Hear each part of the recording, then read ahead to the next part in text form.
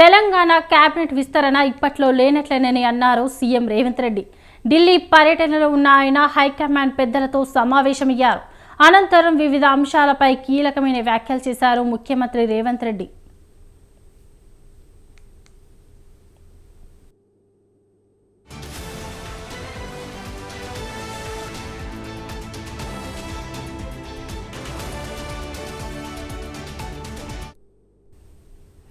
మంత్రివర్గంలో ఎవరు ఉండాలన్న దానిపై అధిష్టానాన్నే తుది నిర్ణయమన్నారు సీఎం రేవంత్ రెడ్డి. ఈ విషయంలో తాను ఎవరి పేరు ప్రతిపాదించడం లేదన్నారు. ప్రతిపక్ష నేతలపై కేసుల విషయంలో చట్ట ప్రకారమే ముందుకు వెళ్తామని స్పష్టం చేశారు సీఎం రేవంత్ రెడ్డి. త్వరగా అరెస్టు చేయించి జైల్లో వేయాలన్న ఆలోచన తమకు లేదన్నారు.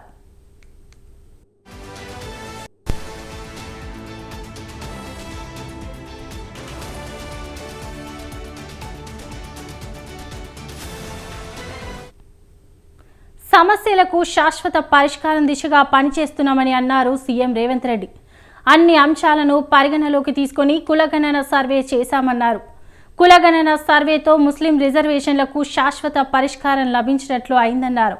పీసీసీ కార్యవర్గ కూర్పు కొలిక్కి వచ్చిందన్నారు. దీనిపై 1-2 రోజుల్లో ప్రకటన ఉంటుందన్నారు సీఎం రేవంత్ రెడ్డి.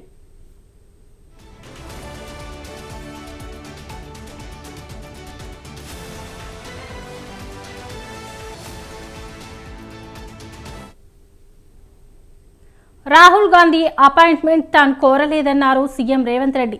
ఈ విషయంలో కొందరు ఎలా మాట్లాడితే నాకేంటని ప్రశ్నించారు ముఖ్యమంత్రి. ప్రభుత్వం పార్టీలో కీలక నిర్ణయాలు అధిష్టానం దృష్టిలో ఉంటాయన్నారు. పార్టీతో పాటు పార్టీ నేతల మనోభావాలకు అనుగుణంగానే తాను ఉంటానన్నారు.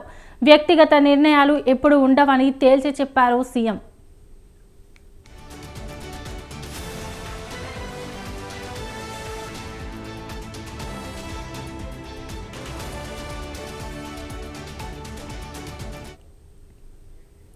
పార్టీ ఇచ్చిన పని పూర్తి చేయడమే తన లక్ష్యమన్నారు సీఎం రేవంత్ రెడ్డి. పని చేసుకుపోవడమే తనకు తెలుసన్నారు.